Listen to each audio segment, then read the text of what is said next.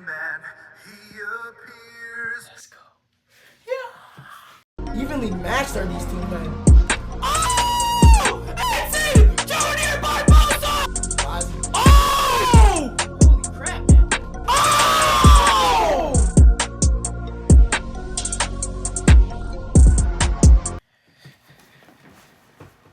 Okay, fan.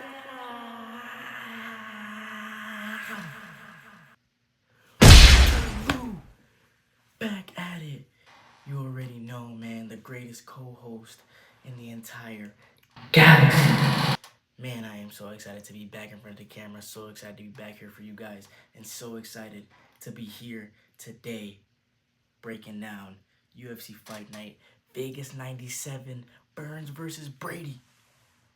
As you guys can see, I am sporting my very, very famous champion vest from the universe mode. Dana Dee and I have shared it many times, but this prestigious title lays claim to me. And if you guys don't know, yeah, I'm back in the old setup. Might look a little bit different, but I know you guys recognize the flag. Super stoked to be back here. And yeah, man, let's get straight into this.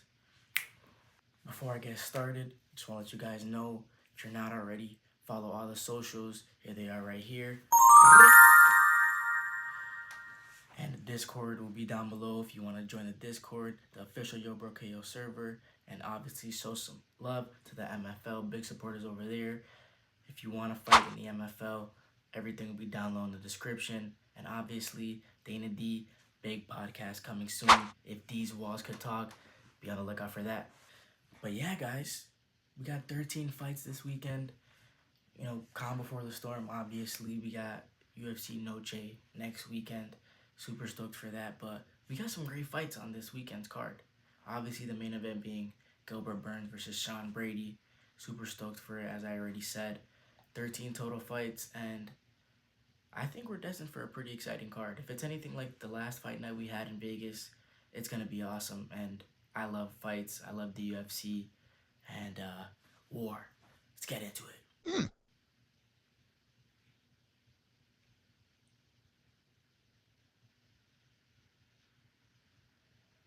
Kicking the action off right away. First fight of the night, we got Zigamantas Ramanska versus Nathan Fletcher.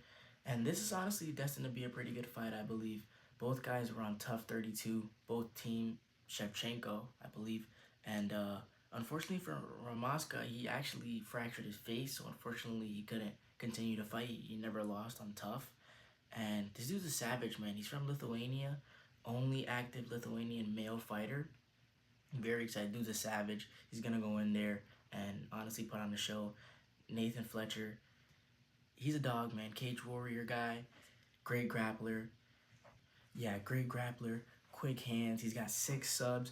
So I'm really excited to see this matchup because I think Ramanska is, really itching to get back into that octagon, especially because, he got hurt. So unfortunate. Really never lost that. So super pumped to see him in the UFC, get this opportunity. I think it's going to be a pretty even fight. Both of these guys really not afraid to grapple. I do think Fletcher has the advantage in the grappling. However, Ramanska is not a guy to really be slept on. He's kind of a firefight type of guy, and I think he can turn into a fan favorite. However, I do got Fletcher taking this one by sub. Moving right on, we got Andre Petroski versus Dylan Budka at the middleweight division. Petroski, another guy that is coming from Tough. Budka, one fight deep in the UFC, unfortunately getting knocked out in it. But he's 24 years old. He has made some questionable decisions in the octagon, at least in his last fight. Made some questionable decisions. And he's winless, man. You gotta think he's hungry, eager to get that win. However, Petroski, I think, with his experience, is gonna, topple any momentum Budka might have. However, I do think Budka is a big, heavy guy. To fight, anyone has a chance to win. Puncher's chance. However, like I said, Petroski, I think he's just gonna be too much. I think he's gonna get the unanimous decision win. And right after that, we have the former LFA champion, 100% finish rate, Jacqueline Amorim versus Vanessa Demopoulos, who oddly has turned into a fan favorite. Demopoulos, she has never been finished, and she is a BJJ black belt. Amorim is as well. However, I think this is the fight where Demopoulos absolutely gets mashed. I won't even say too much. Amorim, 100% finish rate. Former LFA champ, like I said, her only loss was a decision. She's 8-1. Yeah, man, just really not the greatest matchup for Vanessa here. I think Amorim finishes her in the second round. Right after that, in the fourth fight of the night, we got Yiza versus Gabriel Santos in the featherweight division. Yiza, a guy who was on UFC, Road to UFC, and he actually put up a really great fight. I think it was a split decision loss, so definitely good on the UFC to give him this opportunity here, because I thought, in that last round of his Road to UFC, loss in the split decision, he showed heart, great heart at that, and he showed he wanted to be there, So a guy that has, only 4 losses to his 25 wins with 13 subs and 6 knockouts, and only being finished twice, I think he's definitely an exciting fighter. Santos, a guy who is on a 2-fight losing streak, but has never been subbed and has only been finished once. I'm going to give it to Yiza. I think he's going to get the unanimous decision. I think he's too good of a fighter, too smart. He's got a good heart, great cardio. I think it's going to be too much for Santos in this one. Man, and right after that one, the 5th fight of the night, we got flyweights going at it. And this is one I'm really, really excited for. We got Felipe Dos Santos, the shoot the box guy himself, versus the man who I guess is attracting other men to bite him. Either that or that dude is just a freaking weirdo. If you guys don't know about that, Andre Lima, in his first fight in the UFC as an official, under contract, he unfortunately got bit, and it was pleaded. He got a win because the dude bit him, and I guess it was a fight or flight reaction. Just honestly, really a surreal moment in the UFC. It's the first that I ever seen. But if you haven't seen it, you definitely gotta check it out. And kind of a graphic warning, but there's the bite mark right there. Yeah, man, I'm actually really excited about this fight. Felipe Dos Santos was, if you don't know, he gave Manel Cop a run for his money. He stepped in on late notice on a pay-per-view to fight Manel and nearly beat him, actually. He took a massive amount of damage. And at 23 years old right now, I think the sky's the limit for him. Especially coming out of that Oliveira shoot the box gym. I think it's going to be a really good fight. Lima, undefeated fighter. A guy who has 0 subs, but he's got 5 knockouts. And he's 9-0 in his career. He's a guy that can get it done. And he is a finisher in there, believe it or not. 26 years old, the guy, or 25, excuse me. He is the favorite coming into this fight. However, after seeing Dos Santos fight, I don't want to count this guy out. I think his heart is just really unmatched, and I think he's going to take that O from Lima, and I think he's going to get a performance of the night after his round 2 sub. Let's go. Moving forward, we got a guy that I think should still be undefeated, and Isaac Dogarian, taking on Brendan Marodi at the featherweight division. Dogarian, he's 6-1 in the UFC. In his last fight, he faced Christian Rodriguez. Absolute robbery, in my opinion. I think a lot of people believed, especially me included rather, that Dogarian won that fight. I think it was bad on the judges, but I think this is something that, we'll visit, or this is a topic we'll visit so often as far as leaving it up to the judges. That's the risk that you take, not finishing guys and not, even at that, we've seen dominations, I think a very notable one recent to date is the Peter Yan Sean O'Malley. People are really, some people really, really believe that Yan won that fight. Excuse me. Some people believe that O'Malley won that fight, and look at where that put O'Malley. Absolutely changed the dude's career. So it's really unfortunate. However, to stay on topic, Dogarian, absolute great fighter, man. He has a 100% finish rate. Like I said, he was robbed in his last fight. Marodi, he comes from that New England cartel. You already know, baby. Calvin Cater, Rob Font, my guys. Shout out to you. And he's won 3 out of his last 5. Never been submitted, only finished once. However, Dogarian, I think he's just way too good, man. And Marodi's last fight, he got absolutely mauled by Terrence McKinney. And we've seen, and I mean, mauled, little excessive, but I think it took him about 20 seconds to finish him. He landed a nasty knee. It was completely gross. I could be wrong. I don't know if that was his last fight exactly, but I do know that that happened to him, and it was rough, man. It was definitely rough. So having that said, I got Dogarian honestly by any way he wants. I think he's way too good. I think he's definitely a guy that you should look out for in the future. He's got a lot of skills, all around a complete fighter. Good hands, good stand-up, and on the ground, he's bullied guys, you know, really easily. So not surprised if he wins this anyway. All right, and the featured spot of the night, we got Ryan Spann taking on OSP, Oben St. Preux. Y'all already know, man. Honestly, I've got mixed emotions about this fight. Ryan Spann on a 3-fight losing streak. The fraudulent man himself, Ryan Spann, man. I'm going to be honest. I'll keep this one nice and quick. St. Preux in his last fight after he came back from that doping suspension at 41 years old, got a split decision win against Kennedy and Zekchukwu, which I thought was a pretty big win, obviously, in that fight if you didn't watch it.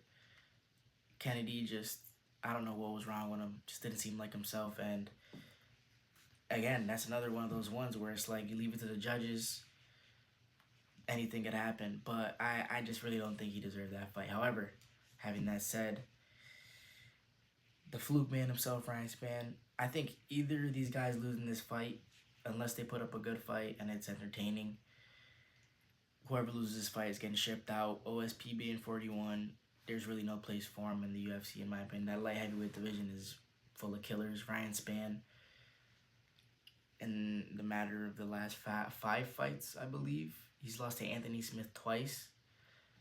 And, yeah, man, he's a fluke artist, man. I'm not, I got no hate towards him, but I just don't think he's that guy. And he's actually the favorite for this one, but considering St. Preux was suspended for that doping, what's the word I'm looking for? For doping. I think he's going to get this. I think he's going to win by decision, and he might make some money from betting on him. He is the underdog, so there you go. My pick. All right, and just like that, we're already on the 8th fight of the night. We move into the main card, and we got another Chinaman. Love. Shout out to Chinaman. I mean, I love what the UFC is doing with the road to UFC. I think it's really cool how they're expanding, giving a lot of people opportunities, giving people a spotlight, to show their skills, to show who they are. And yeah, giving people a spotlight is all somebody might need to change their lives, man. So I think that's really cool. But yeah, first fight of the main card, we got Rong Zhu taking on Chris Padilla in the lightweight division. And I think, honestly, Rong Zhu, 24-5. He's got 15 KOs, TKOs, never been TKO'd himself, along with 6 subs. Has been subbed 4 times, though. And he's actually he got a pretty cool story. He used to be in the UFC. He had some tough luck. His last UFC fight was actually a loss to Ignacio Bahamondes.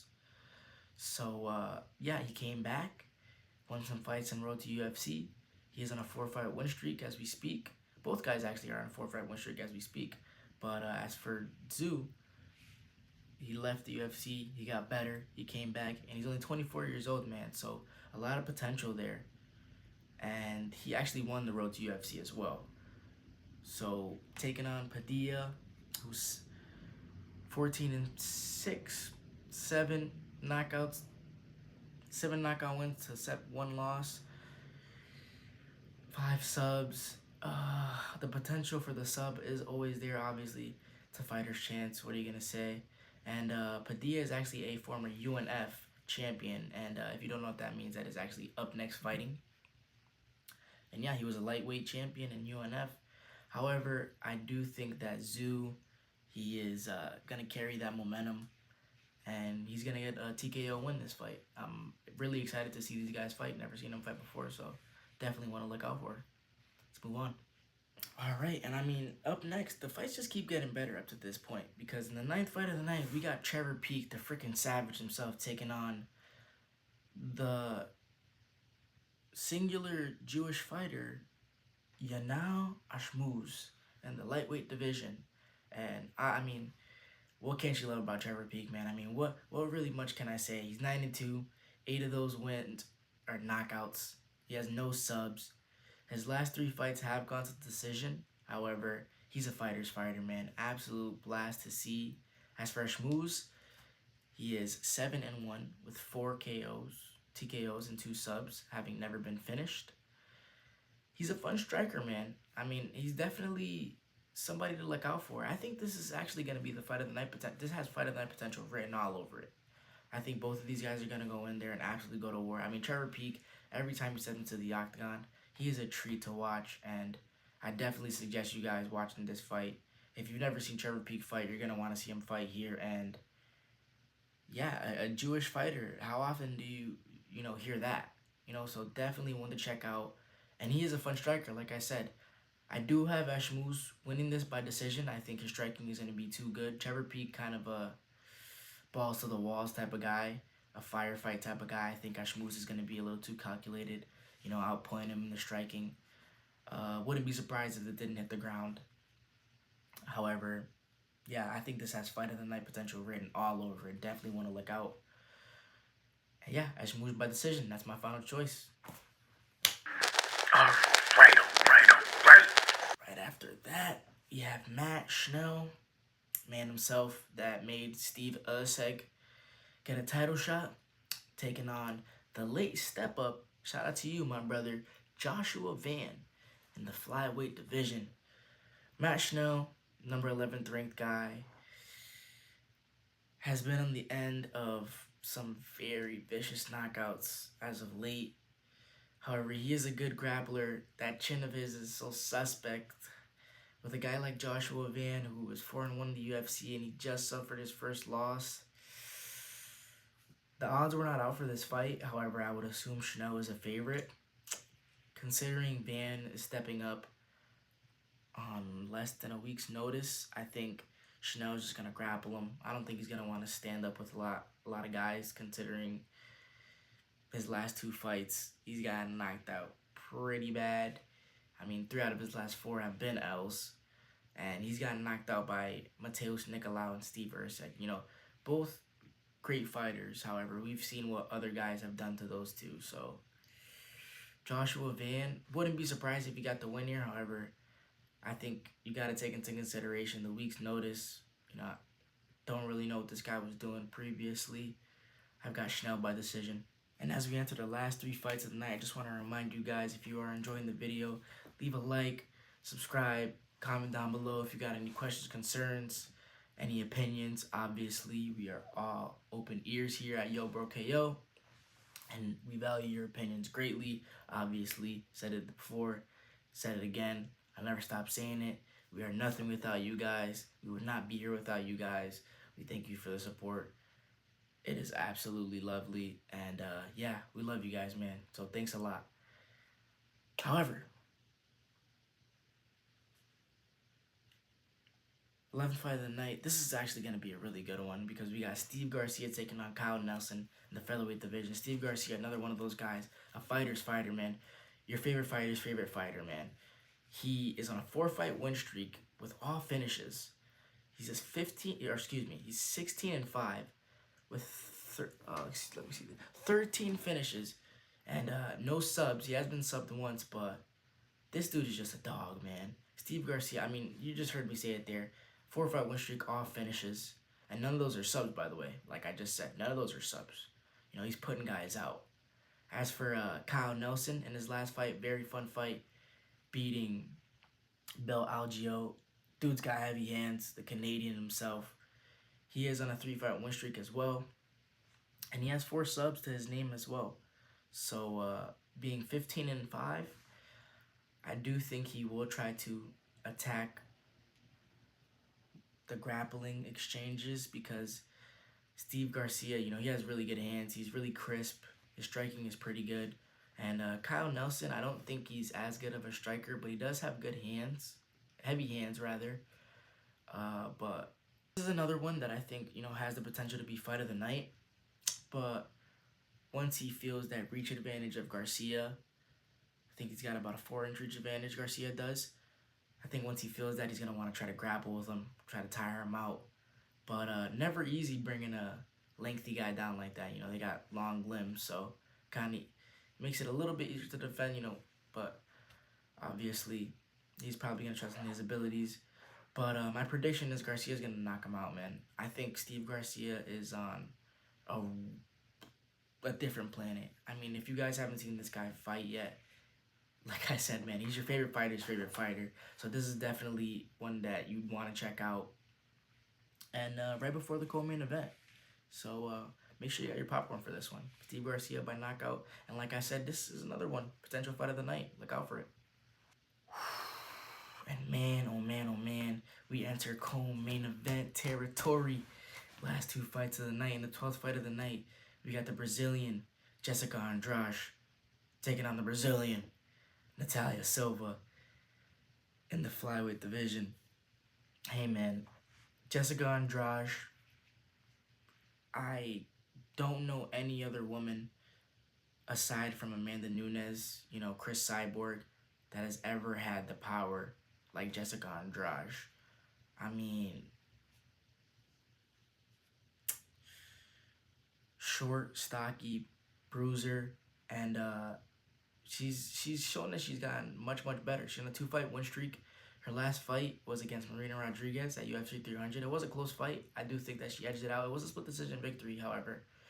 I think she did enough to get the win. The fight before that, I mean, her striking against Mackenzie Dern. Granted, Mackenzie Dern isn't the greatest striker, but she got her in and got her out very, very viciously and fairly dominated her. However, when she stepped into that octagon Saturday night, she's stepping in there against Silva, who is on an 11-fight win streak. And out of those 11, only 3 have gone to decision, and they were unanimous. So this girl's no joke, man. I mean, all around, I think she's a complete fighter, and I think this is going to be her coming out party, and this is going to be a statement win for her. I think she gets the win by unanimous decision, but I wouldn't be surprised if she finished her. However, I think I think Andrade's a little bit too tough for the finish to get finish. I don't think Silva. You know what? I'll take it back.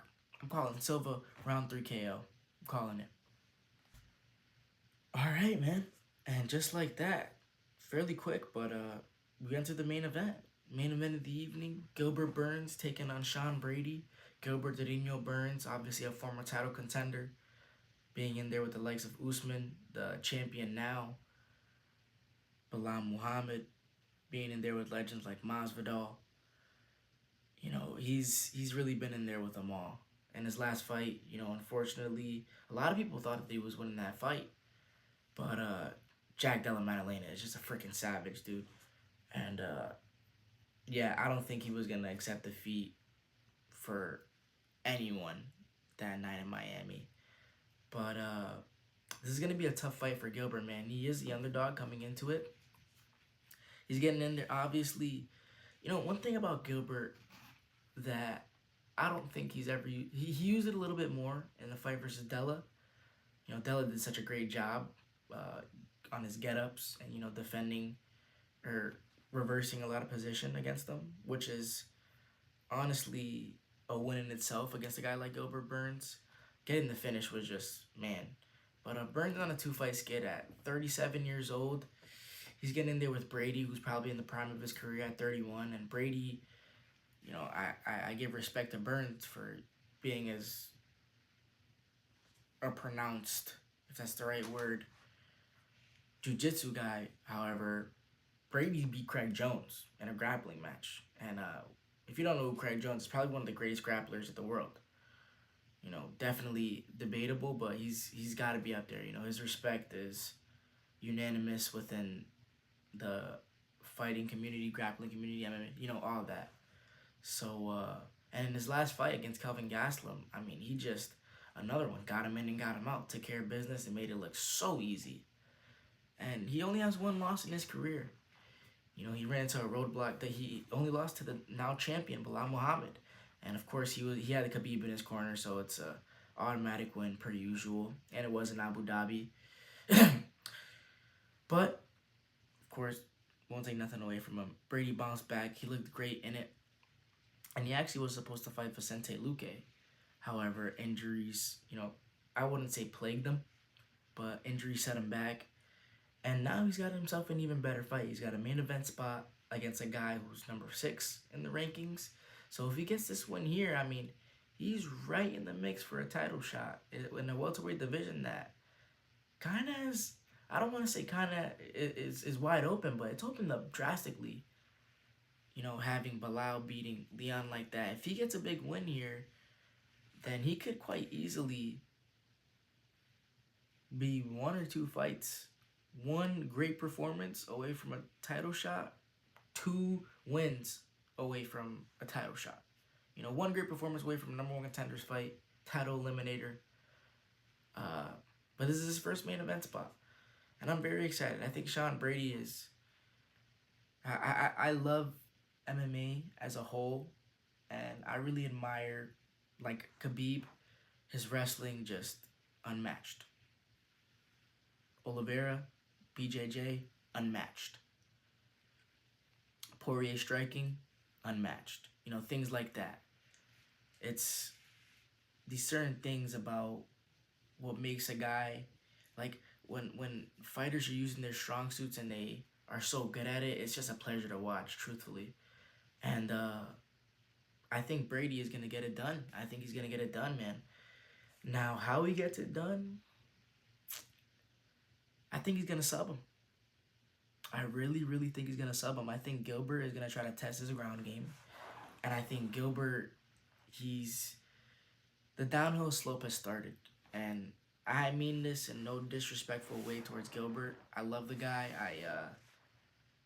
I think he's a phenomenal fighter. I think he's definitely made a name for himself, coming from lightweight, redefining his career at welterweight, being a title contender, knocking down Kamaru Usman at a time where nobody could touch him. Just definitely a name that will go down in history. However, being 37 years old, getting in there with a guy like Sean Brady, who is 31, it's going to be a very tough challenge for him and a tough ask for him to get through a young lion like that. And before I finish up this statement about Sean Brady, I mean, can we just take a second to talk about these tattoos, man? I mean, come on. The dude's tattoos alone could get him a title shot in my book. I'm just saying. But looking good doesn't amount to playing good in this sport, unfortunately for Sean. However, with the 50% finish rate, I think that on top of all the assets he has bringing into this fight, I think he's going to have a coming out party as well. I think this is going to be where Sean Brady proves that his grappling alone is good enough to make him a top contender and a viable contender in this welterweight division that's probably one of the most stacked in the UFC. So very, very excited for that. And if you guys like anything I said, disagree with anything that I said, let me know down in the comments below. Let me know who you got in this main event. Let me know which fight you're looking out for the most. And if you haven't already, leave a thumbs up, comment, subscribe. Make sure to follow us on all the socials. Like I said before, Dana Dee will be having that podcast, If These Walls Could Talk, coming very, very soon. I really can't wait for that. And of course, if you want to be in the MFL, all that will be down in the description. The Discords will be down there as well. The support from you guys is always greatly appreciated. And next weekend, Dana Dee and I will be dropping a UFC Noche prediction video, so I won't be alone. But before that, there will be a reaction and a recap video for this Saturday. And if you guys wanna, do a watch party, anything like that, if you guys would like me to do that, definitely let me know. I'm interested in doing all that. Like I said, I watch all these fights all the time. The Contender Series was tonight. It is currently 2 in the morning on September 4th where I'm at. So a bit of a late night.